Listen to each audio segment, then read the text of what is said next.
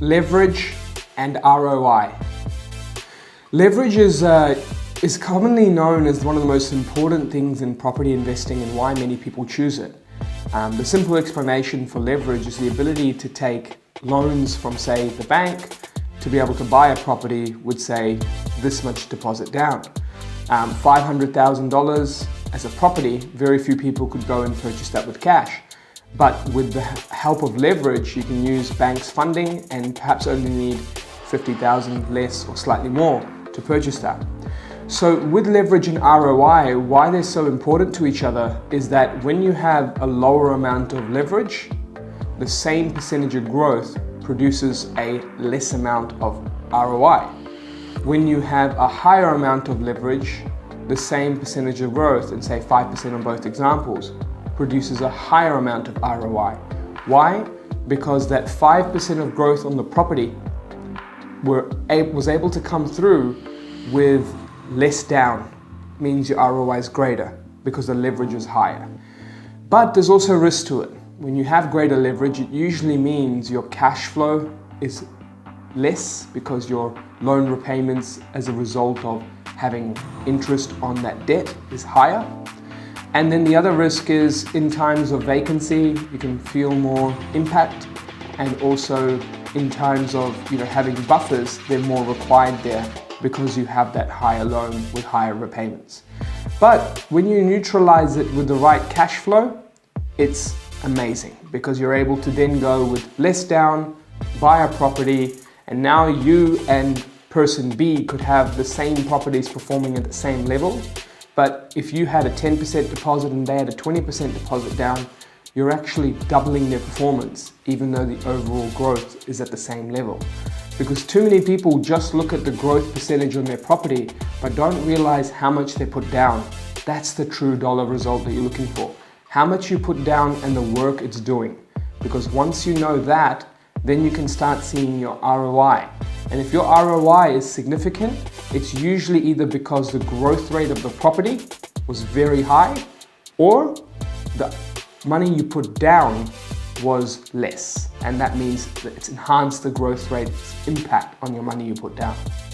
So when considering leverage and ROI, there are not only considerations to do with capital growth, but you can also have considerations from cash flow. Now, I'll give you an example of a property we purchased recently, and it should show up over here with regards to the numbers, and a bit of a photo on the property too. So this property was purchased in Tasmania. Now, this purchase was quite affordable in the sense of purchase prices for $310,000. The client was one of our valued clients who had purchased multiple properties for already, and they're expanding their portfolio to the third, fourth, fifth, and this was one of the purchases for them. Now, having properties spread across, Melbourne, Brisbane, and other areas, it was important now for them to continue this diversification play and jump into Tassie as we saw some A, growth cycle or indicators happening as we speak, and then B, they were really looking for a high cash flow play with low money down, so their leverage was high and ROI they were after was high, and that way they could continue the borrowing journey so the banks didn't hold them back. And why do banks commonly hold people back? It's usually income over expenses. And in this case, having a high cash flow return on their property allowed them to jump in. So with this property here, purchase price $310,000, rented for $390 per week, rental yield of over 6.5%. This is very, very, very strong.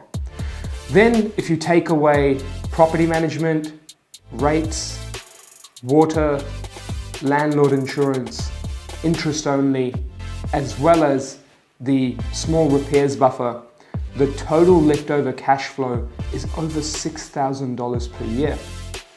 Now this particular investor, they put in 10% deposit with stamp duty, buyer's agent costs, lawyers, and pest and building.